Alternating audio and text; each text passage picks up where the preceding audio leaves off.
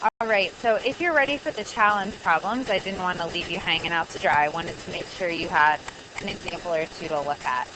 The math with these is not too hard, but you do want to be very careful with it.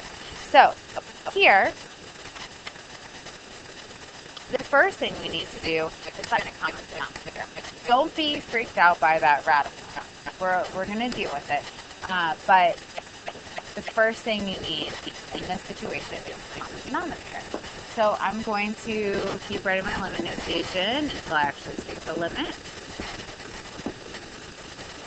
And my most complicated denominator there is x times x, our square root of 1 plus x. And so that's what this guy needs.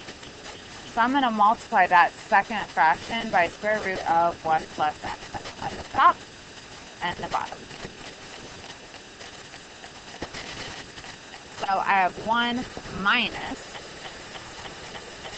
square root of 1 plus x all over x times square root of 1 plus x. Lovely.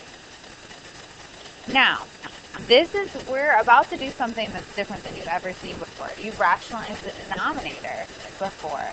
But in this case, because of what we have going on in the numerator, we are going to rationalize the numerator.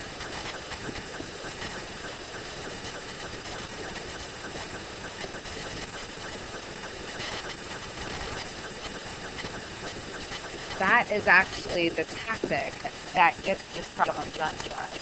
So we're going to use the conjugate just like we did if we had, in algebra 2, if you had 1 plus I in the denominator or 1 minus radical 3. We're going to use the conjugate here as well. And the conjugate here is going to be 1 plus square root of 1 plus x.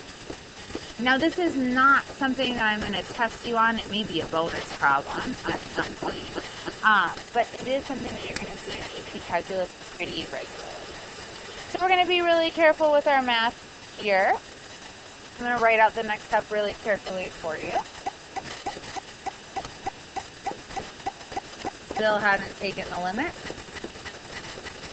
We have made a difference of squares here, so our middle term is going to cancel, but I'm going to convince you of that.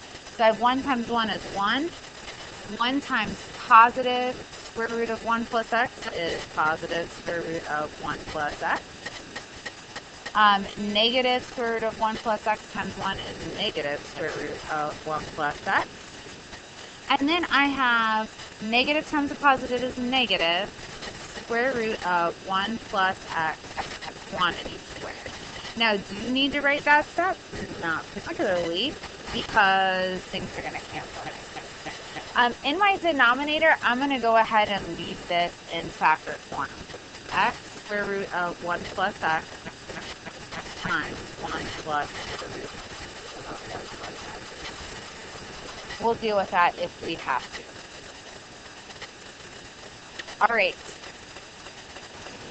Let's keep going. So what cancels here? Well, my middle terms cancel because I have 1 positive and 1 negative, and the squared and the square root cancel each other. That's what rationalizing does, or that's what the conjugate does for us. It doesn't matter if we use it in the numerator or in the denominator, the conjugate always does that for us. So here in my numerator, I'm going to have 1 minus 1 plus x left. Careful, because even though you canceled that square root, I still put those parentheses there. That negative applies to everything in those parentheses. And my denominator is still kind of a mess, but you'll learn when having a messy denominator is okay. And this is one of those cases. Messy denominator is kind of okay. So let's distribute this negative. I'm going to have a negative 1 and a negative x. So my 1's are going to cancel.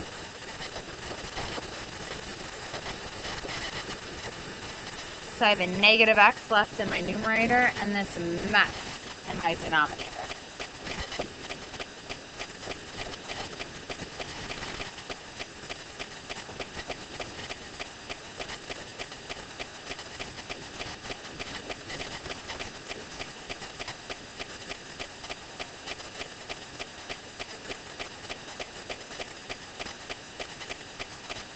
Okay.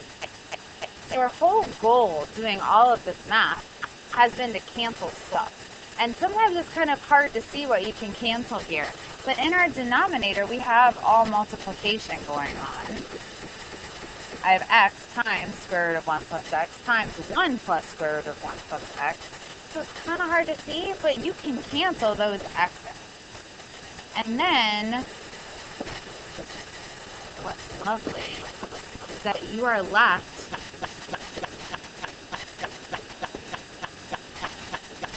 negative 1 on the top, square root of 1 plus x times 1 plus square root of 1 plus x. All of your singlet x's are gone. Every term that would make your denominator 0 is gone. And so now we can plug in zeros.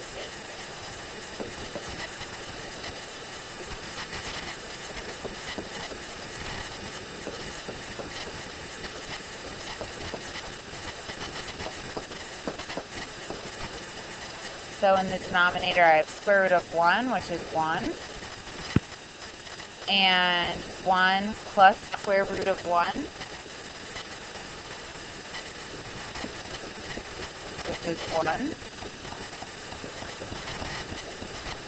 So that's a lot of messy algebra for negative 1/2.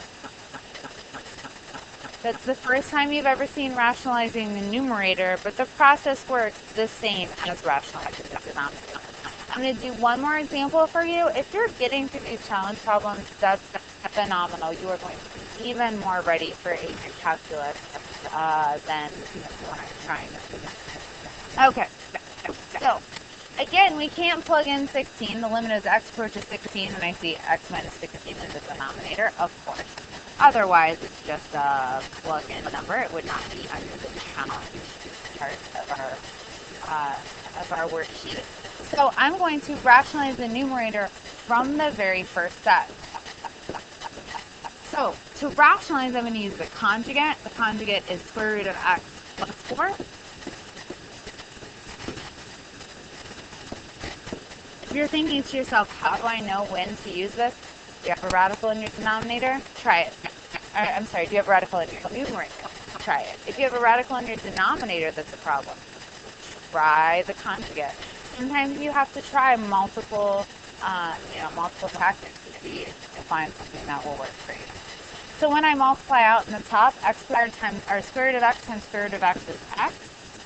Square root of x times positive 4, or radical x. Negative 4 times radical x. And negative 4 times positive 4 is negative 16. You don't have to write out those middle terms if you don't want to. Just like the last problem, I don't think I will multiply out my denominator. I'm not going to do more work than I have to. I'm not going to open myself up to mistakes that aren't absolutely necessary steps. Okay, my numerator, those middle guys cancel. So I'm left with the limit as x approaches 16 of x minus 16 over x minus 16 times x plus, or radical x plus 4. And my x minus 16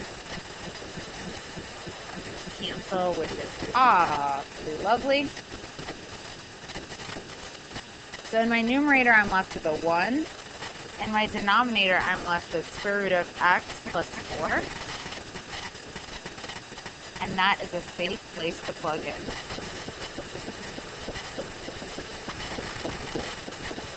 Square root of 16 is 4. 4 plus 4 is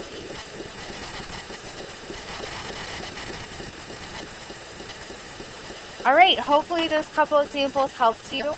I hope you weren't scared off by number 8. That definitely is a challenging problem. Number 11 is like that one. Number 10 is kind of in the middle. So try more problems. Make sure you're using your time well in class. And I am here to help.